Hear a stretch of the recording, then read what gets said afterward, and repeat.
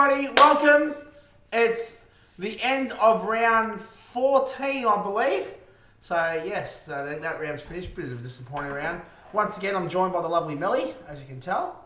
But yeah, let's get started. I suppose a few disappointing results for people in particular, me, but oh well. And a very disappointing effort by one of the coaches or managers in this one.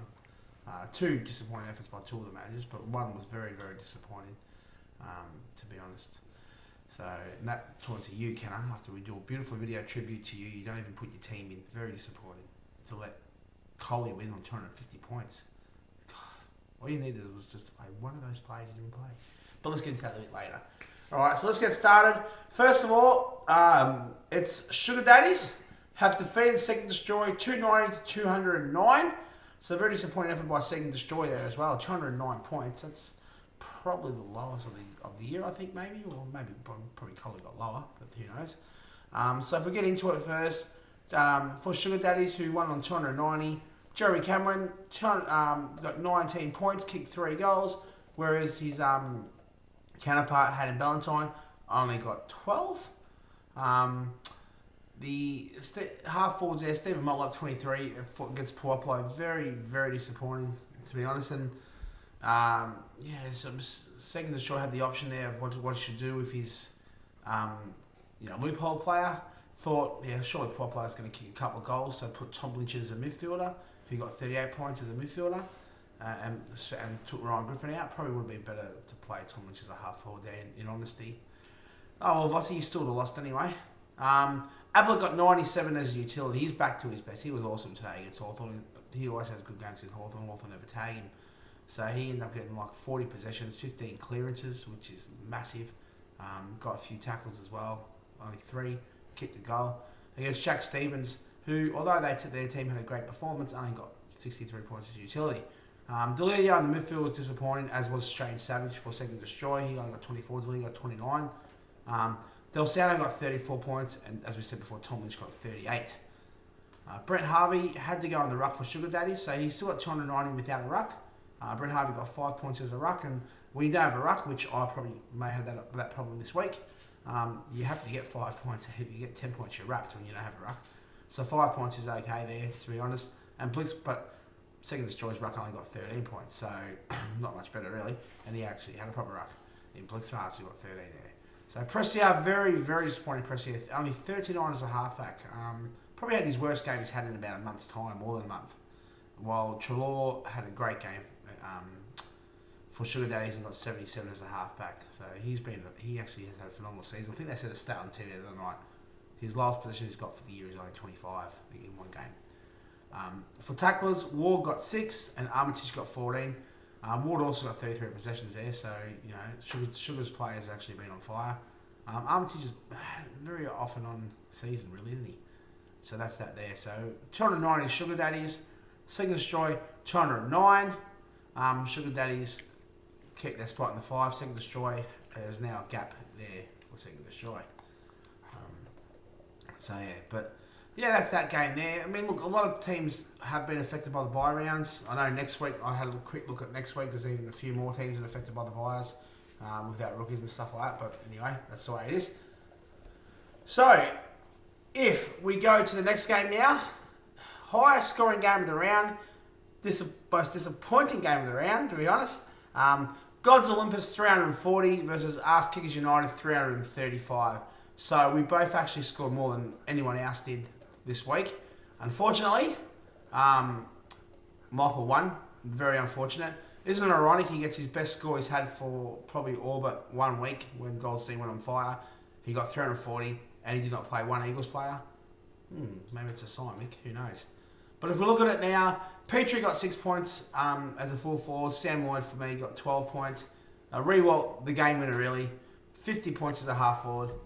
Where are you going? What are you doing? Seriously, folks, never work with animals or kids. Unbelievable. Anyway, Rewalt got 50 points as a half forward, where for me, Luke Bruce only got the 1 goal, got a few possessions, but only got 23 points. Just need that 1 extra goal, Brewsty, come on. As for the utilities, I used Rory Sloan as my loophole player this week, and he got 99 as a utility. Thought I had it in the bag. Well, and the Canelio got 73 from Michael as utility. So great effort. He's been on fire the last few weeks. He's actually nice average scores over there, mid-70s. So he's going to be having Canelio. Midfield, still side bottom, got a few junk time kicks, which was annoying. Actually, they were junk time kicks, to be honest. And he got 34, and Doherty got 53 from Michael. Great game.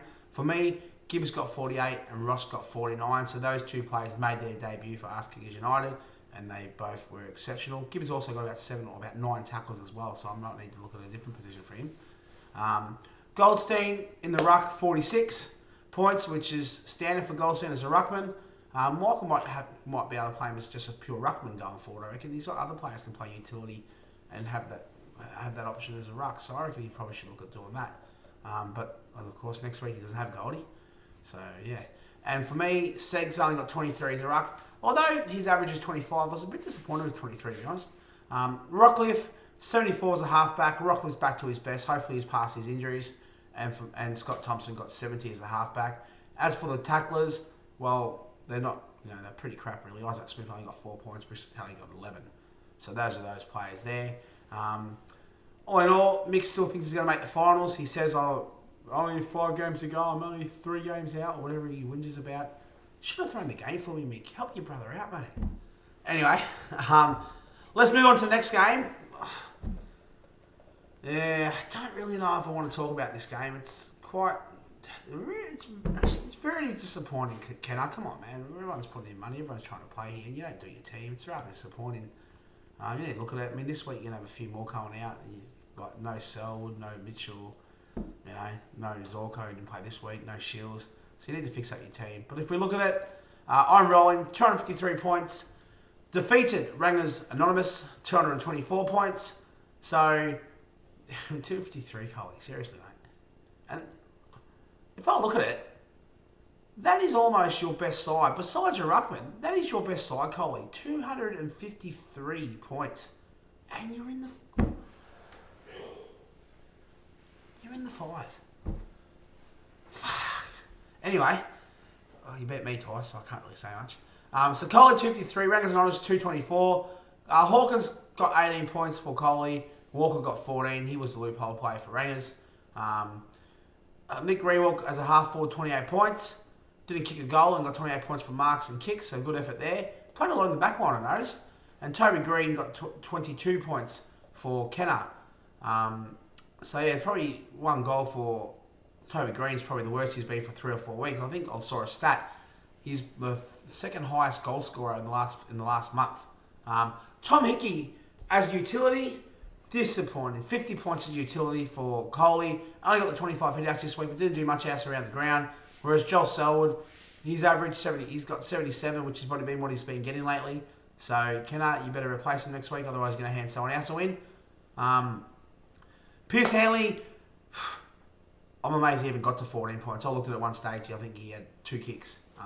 He had probably his worst game he's had for a very long time. In fact, he was useless on the weekend. And Kate Simpson also had a very bad game. Only got 30 points. Now Kate Simpson normally does get mid-40s, so that's a very a low output there.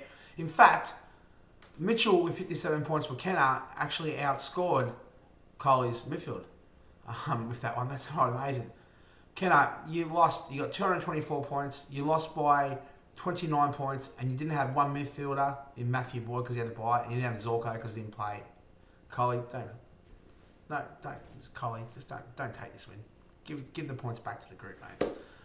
Hampson, 31 as a ruck, but he may have been injured. He's hoping to play against Port this week. I read. So Big Yavar might make a return next week. And as we said, no halfback for Kenner. For Coley, Reece Stanley, 20 points to the ruck, and Swallow was a loophole player, brought him in, got 58 points as a halfback. Swallow right there. Levi Greenwell continued his stellar tackling performance. 12 tackles this week. I think he's got, for the last 4 weeks, probably 50 tackles, to be honest. He got 12 tackles this week, got 35 points, and Liam Shields got 23 points. So yeah, so that's that game there. So well done, Coley, 253 points. Defeated Rangers Anonymous, 224 points. Okay, so let's go to the next game now. No Dumplings, 269, were defeated by Renegades, 315 on that one. So Eddie Betts got his 2 goals, 16 points. Rory Lobb kicked the 1 goal for Stiff, got 7 points. Stevie J had a great game, probably best on ground to be honest. He got 44 points as a half forward. And Tim Membry only got the 29 for Stiff. Both utilities were actually loophole players, they actually brought them in. Both had good games, obviously, and that's why they put him in as utilities. Zeeble got the 81, and Matt Crouch got 91. Matt Crouch had a great game, to be honest. Heath Shaw, I don't remember any time this year where he's got 22 points as a midfielder. He only had 12 possessions. I think that's the lowest he's had all season. So he had his worst output. Hopefully he actually doesn't play next week, so it doesn't matter. And Jordan Lewis for Stiff. Stiff had the Hawthorn midfield in Jordan Lewis and Luke Hodge. They got 89 points between them. Hodge had a welcome return back with 22 kicks. And Pendlebury got 38 points as a midfielder for no dumplings. Brodie Grundy, best game all season in the ruck. He got 38 as a ruckman this week. Dominated his other rucking. To be honest, although you got smashed, you made some good moves this week. Some good late changes in terms of bringing in Grundy and bringing in Stevie J, Dash, and taking Mundy out of the midfield because Mundy had a bad game in the midfield but did get 5 tacklers. So you made some pretty good moves there. And if it wasn't for Mitch Robinson getting concussed in the first quarter, should be a rule about that. You probably would have won that, or you probably would have got close anyway. I can't say you would have won. So Mitch Robinson got 15 points for you as a halfback. He got concussed, as I said. And Greg only got 45 points, making his debut for Renegades as a halfback. Barlow probably is getting underutilised as a tackler, to be honest. He got 17 points this week as a tackler, but he's getting lots of possessions at the moment. So that's that game there. Had a look at it because I play you next week. That's why I looked at it. Dash, you have only got 8 players, unless Schultz plays, of course. At the moment, you've only got 8 players available next week. So, but I haven't got a ruckman, so it very, very evens out because I'm not expecting Giles to play. Can I get rid of Giles to get Nick back, guys? Please let me know. Anyway, so no dumplings. 269 were defeated by Renegades 315. All right. So now we go to the last game of the round. And it was projected to be the highest scoring game of the round, but that was taken by me and Mick. But still, some pretty good scores there by Jacob Jabroni's. 315 defeated Maltese Falcons 276. Jabroni's full assault, powerful forward line, best forward line that in the competition at the moment in terms of Tom Lynch and Jack Gunston. Disappointed in terms of Gunston this week, only kicked the 1 goal, and that was in the first 10 seconds of the game. However, did get a few kicks and marks. He got 27 points as a half forward, and Tom Lynch actually got 3 goals and 2 behinds. He would have been a great half forward this week because he had about 10 or 11 marks, I reckon, and he got 11 kicks as well. So Jenkins as well for Maltese Falcons, he got 18 points, and his goal came in a bit of a junk time there, and he was actually pretty bad, to be honest, on the weekend. So that game, that was bad for him on Thursday. And Ben Brown kicked the 2 goals for Fenwick. In terms of utilities, although both these players have been on fire recently, they had a bad game both this week, so they equalled themselves out. Lockie Neal got 56 utility. He's probably more of a halfback. Dustin Martin probably should have been utility, to be honest, because he actually kicks goals, but Lockie Neal doesn't. So that's probably one move you could change Jacob's Jabroni's or Houghton. And Dangerfield had his lowest game for a while. He only got 67. So he went for 3 weeks in a row, getting 100 and didn't get it. Got 67. So Montagna in the midfield, 41. Stephen Hill in the midfield, 41 for Jabroni's. Where for Falcons had a GWS midfield of Josh Kelly and Dylan Shields. And they got 33 and 46 respectively. In terms of the rucks, Jacobs had a good game against Goldstein. He got 36 points. And Tom Nichols had a good game today. He got 29 as a ruckman. So that's exactly what Fenwick wants in terms of ruckman-wise. And this is the other one, like halfbacks. Cochin went up against Martin. So Cochin played his old side. Martin got 76 as a halfback, 29 kicks, 6 handballs, and only 2 tackles. Did kick a goal or so, I think 1 goal or 2, I can't remember. Martin's, if you need a utility, definitely play Martin as utility, not Lockie Neal. But I can't give you advice because I'm below you on the ladder. And Cochin, probably his lowest midfield game for a while, not possession-wise game for a while. He got 56 points as a halfback. In terms of tackles, Miles 18, Curnow 14. So Curnow made his debut for Maltese Falcons in that one. So that was that game. Good effort, Jabroni's 315 defeated Maltese Falcons 276. All right, so We'll go to the team of the round now. A few good scores there, but it's not too bad. So a lot of buys affected a lot of teams this week. This is, I think, because a lot of players at Western Bulldogs players and Sydney players, and obviously none of them play next week or this week. So we'll see what happens next week with Hawthorn. I think it's Hawthorn, GWS, Geelong, Fremantle, Brisbane, and North Melbourne all have the bye next week. So I know a lot of teams will be affected. So if you look at it though, team of the week, full forward, Tom Lynch with the 20 points, followed by Cameron on 19 and Hawkins on 18. Best half forward this week was Jack Rewald, he got 50. He was followed by Steve Johnson on 44 and Tim Membry on 29. Rory Sloan was the best utility this week, just missed 100, got 99. Followed Gazza, very, very close behind at 97. And Matt Crouch got 91 as well as utilities. In terms of midfield, Sammy Mitchell back to his best. He has had a few low weeks, but this week he was back to his best. Got 57 points as a midfielder. Doherty made his debut on footy wide, and he got 53 points. And Luke Hodge got 50. Welcome return back for Luke Hodge. In terms of ruckman, Goldstein. If it's not Gawn, it's Goldstein, isn't it? Goldstein got 46 points as a ruckman. Grundy got 38, and Mumford got 37. Best halfback this week was Adam Traore. He got 77. Martin was right behind him on 76, and Rockcliffe behind them on 74. Best tackle this week was Levi Greenwood on 35, Liam Shields 23, and Anthony Miles got 18. So that was the team of the week. If we go by the ladder now, Rangers Anonymous once again are tied with Renegades on top, but they have got a better point differential. Now, if Turner's not going to do his team, then you won't be top next week. Simple as that. Probably still have a better point differential if you do lose, but 3 other teams will be, or 2 other teams at least, because I think Sugar and I'm Rolling playing each other next week. So at least 2 other teams will be equal on points with you, and Stiff could have a lead to himself. But if you look at it, Renegades on 36, average score of 321. Renegades second on 36, average score of 317. Jacobs Jabronis, Sugar and I'm Rolling all on 32 points, and they are average scores of 319, 312 and 289, and for the 5th place I'm Rolling. Asking is United 6th, 30 points, average score of 316. Next is No Dumplings 305, and they're on 24 points. Tied with Second Destroy on 24 points, average score of 293. So you're not the lowest scoring team, Cole is. Gods of Olympus, average score of 313 on 22 points. And Maltese Falcons, 12 points, average score of 302, 10 points behind second last. 5 games to go, 15 points available. Sorry, Michael? 20 points available, sorry, because that's not 3 points for a win, it's 4 points for a win. So that means...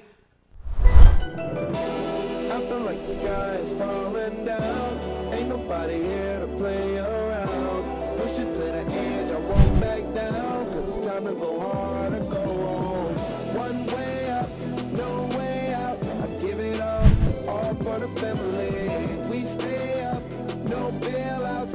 Give it all for the family. Family.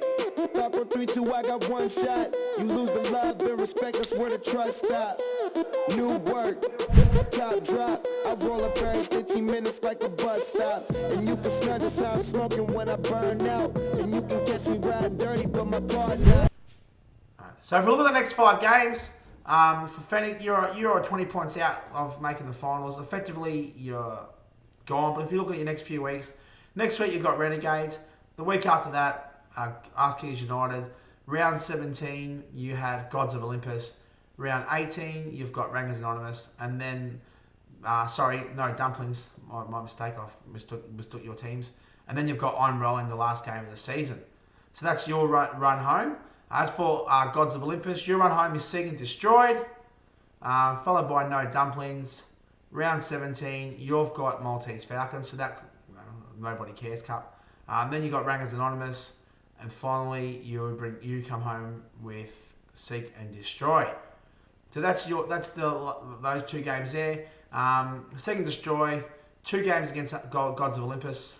Round 16, you've got I'm Rolling, so hopefully you win that one easily.